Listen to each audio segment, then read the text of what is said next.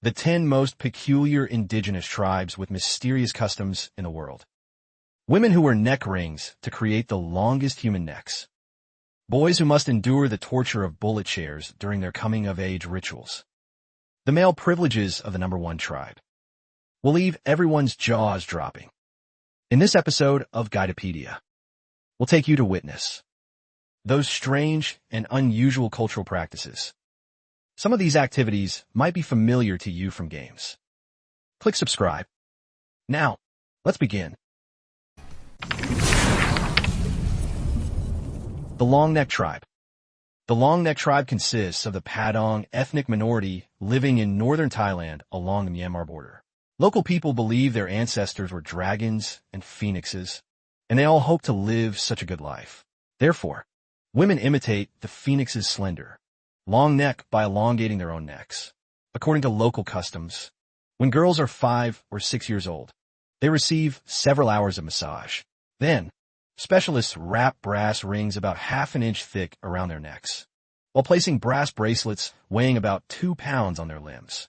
After completing this ritual, the girl's family must host a feast for the entire village to celebrate. For the following months, girls must continuously wear these brass rings, waiting for changes in their necks. Once they adapt, the rings are replaced with tighter ones, and more added. It's reported that long-neck women can wear up to 25 brass neck rings weighing between 11 and 22 pounds. Starting at age 10, they add one more ring each year until they reach 25 years old. The long-neck tribe considers longer necks on women to be more beautiful, which is why they begin this practice at age 5. These rings can only be added, never removed, and must be worn for life. From the moment they put on these brass rings, they can only remove them 3 times in their entire lives: during marriage, childbirth, and upon death. In recent years, with the advancement of internet information, more and more people have discovered this peculiar tribe in this remote area. Many curious tourists have brought considerable revenue to the local tourism industry. However, imitating this practice is strongly discouraged because the prolonged pressure from the brass rings makes the neck muscles extremely fragile. Once the rings are removed, they must be reinstalled within half an hour. Otherwise, there's a danger of the neck breaking. The lip plate tribe. The Mercy tribe lives in the Omo Valley of Africa, where women remove their lower jaw teeth and stretch their bottom lips until they become hollow. They fill and support this space with clay plates, stretching their lips to an enormous size, creating the extraordinary sight of plate-like mouths. This is why they're known as the lip plate tribe.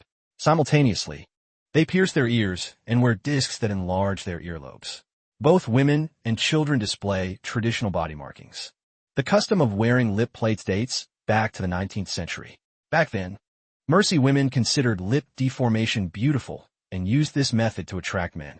Women without lip plates struggled to find desirable husbands in the community. According to foreign media reports, an Australian film crew traveled to the Mercy tribe in Ethiopia and met a young woman named Energytime from the lip plate tribe. She successfully achieved the world record for wearing the largest lip plate. The challenger reportedly reached a diameter of nearly 2 feet. When Energytime removed her lip plate, her lip flesh hung in the air like a rope, extremely shocking the film crew. Normally, they only remove their lip plates when drinking water or eating food. This custom causes severe physical damage to women, and voices of opposition have gradually emerged. As global pop culture floods into the valley, more and more tribal women are choosing to abandon the traditional lip decoration style. Lip plates and tattoos are being replaced by baseball caps and t-shirts. The tomato battle. In the town of Bunal, in Spain's Valencia autonomous region, on the last Wednesday of August each year, the entire city becomes submerged in a crimson ocean. But there's no need to be afraid. It's just tomatoes. La Tomatina, the tomato battle, is a traditional folk festival in the area. Before the battle begins, the city government transports over 220,000 pounds of ripe, juicy tomatoes by trucks to both sides of the streets as ammunition for the great battle. At the signal, thousands of warriors grab the ripe, big, red tomatoes and throw them at strangers nearby or smash them against others' bodies. In no time, everyone is covered in red from head to toe. and the entire street transforms into a red river. When the supplies are exhausted, the exhausted participants collapse into the red river, enjoying the tomato domain. If it weren't for the smiles radiating from everyone's faces, one might mistake this for some horrific war scene. This harmless melee also attracts tens of thousands of participants from around the world. If you also want to wander in an ocean of tomatoes, be sure to arrive at the Plaza del Pueblo in the center of Bunal on the last Wednesday of August this year. The Manihi Festival. Manihi, or the Touch Black Carnival, is a folk tradition of the Wa ethnic group in Yunnan province. In the Wa language, it means this is what we pursue, what we look forward to, keep going, persist forever. This forever represents the optimistic and open-minded character of the Wa people. The Manihi tradition originated from an ancient Wa custom of smearing pot soot, blood, and mud on foreheads to ward off evil spirits, pray for blessings, and seek peace. During this carnival, participants use naturally prepared pigments to smear each other while exchanging blessings. The Wa people consider black to be beautiful, believing that black symbolizes diligence and health. Therefore, during the Manihi festival, whoever is blackest is considered the most beautiful. Having a face completely covered in black represents eternal happiness and joy. The more black pigment one receives, the more fortune one is believed to gain. During this carnival, looking around the streets, everyone has nothing but white teeth showing as they smile. Even the police officers maintaining order become black cat sheriffs. There are even online jokes about people washing over 100 children without finding their own. As the local government promotes this activity as a city trademark, more and more tourists participate in this folk custom. On August 15, 2009, 13,000 people simultaneously participated in the face blackening event, creating a new Guinness World Record. The Centipede Formation. The Centipede Formation, also known as the Centipede Shed or Centipede Pavilion, is popular in the coastal townships of Tainan, Taiwan. It's a traditional folk performance art during local temple festivals. It consists of long wooden boards connected in series with 36 to 108 movable seats on both sides. The formation is carried on shoulders or pushed on wheels, moving like a crawling centipede, hence also called the 100-legged human formation.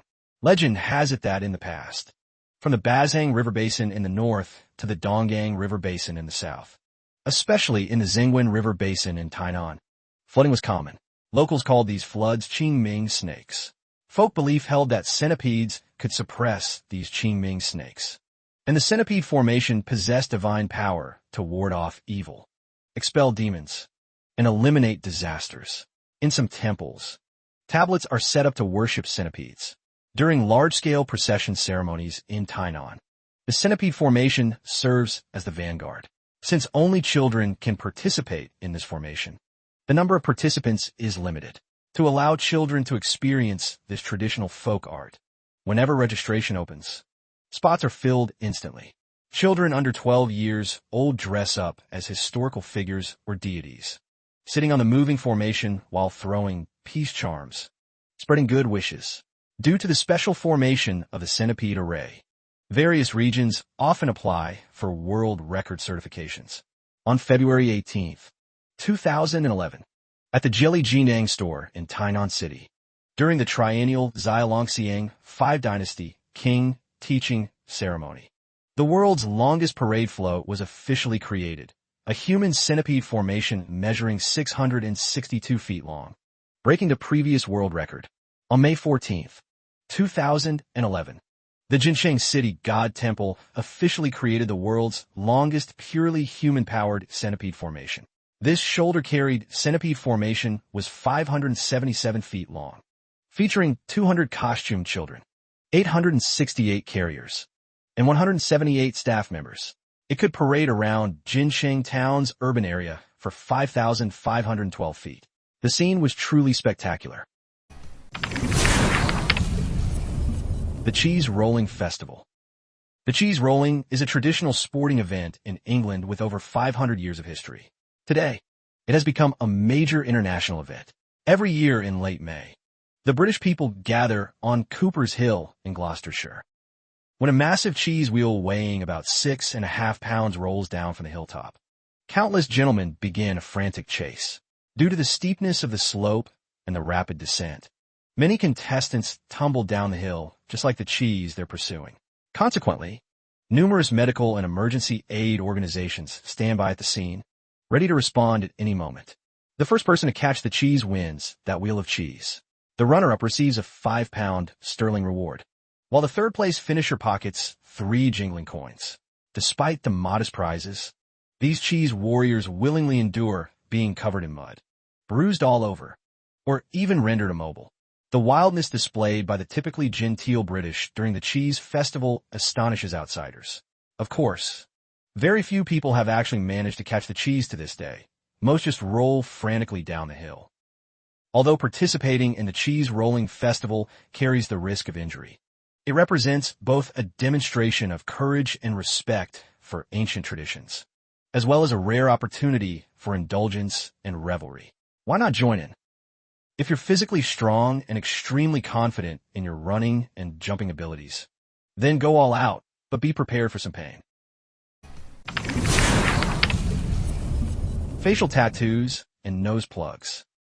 The pursuit of beauty is in women's nature. However, in the Apatani tribe of northeastern India, women actually strive to make themselves less attractive. First, they undergo facial tattooing, carving patterns on their faces and then applying substances like ink. One style extends from the forehead to the tip of the nose, while another appears on the chin. Additionally, they insert large wooden plugs into both sides of their nostrils. As they age, their noses stretch increasingly wider, with the plugs growing larger as well, eventually resembling pig snouts. This astonishing tribal practice actually serves as a protective measure. The Apatani tribe historically faced neighboring tribes who would raid their territory and abduct their women. To avoid becoming captives of other tribes, the women chose to sacrifice their appearance, preferring to preserve their tribal lineage rather than maintain their beauty. By 1970, this custom was deemed too cruel, and the Apatani people stopped subjecting young girls to this nasal ordeal. Today, women in this region no longer tattoo their faces or insert objects into their noses. Sky burial. Sky burial is the most common funeral custom in Tibetan regions. Generally, the deceased body is taken to a suitable sky burial platform selected by monks or sky burial masters. There, the body is cut up, crushed with hammers, mixed with barley flour, and surrounded by burning incense to attract vultures or other birds and animals to consume it. Many people find such ceremonies difficult to accept or even consider them cruel. However, from a practical perspective, this burial method addresses land shortage issues and represents an environmentally forward-thinking approach to funeral practices. From a religious standpoint, Tibetans believe in Buddhism, which holds that the soul is immortal and continuously reincarnates. Death is merely the separation of the soul from its aging body, making preservation of the physical form unnecessary. Feeding one's vessel to birds and animals is considered a final generous act of kindness toward all living beings, embodying the highest realm of Mahayana Buddhism's Paramitha, selfless giving. In 2015, Tibet reviewed and passed a proposal regarding regulations for sky burial management in the Tibet Autonomous Region. This 1,000-year-old funeral custom continues to be respected, though onlookers are prohibited from watching or taking photographs. And sky burial platforms are not tourist attractions. Some countries consider sky burial illegal, but such practices, regardless of right or wrong, simply reflect different cultural perspectives on life and death. Greater understanding on our part also means greater respect. Bizarre coming-of-age ritual. When speaking of coming-of-age ceremonies, they are often accompanied by smiles and anticipation.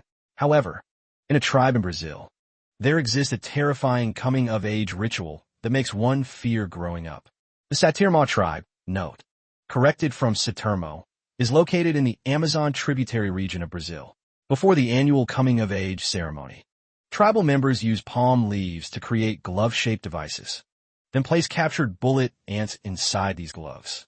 Young men approaching adulthood must wear these gloves for more than 10 minutes. The bullet ant is a species unique to the region, with a sting more potent than that of hornets, according to scientific experiments. Among insect bites and stings, the pain level caused by bullet ants ranks at the very top. During the ceremony, even the strongest men will cry out and jump around continuously, even after the ritual ends and the gloves are removed. This stinging pain persists for dozens of days, with some individuals becoming bedridden and unable to move. Yet this numbing ritual is considered a joyful experience for tribe members because, in their mythology, bullet ants are sacred creatures. Through their stings, they can transfer excellent hunting skills and immunity to diseases. Meanwhile, the boys must dance vigorously while wearing the gloves to express gratitude for these blessings. This is precisely why the tribe chooses this method to prove a man's masculinity after reaching adulthood. However, ordinary people should certainly not attempt this lightly.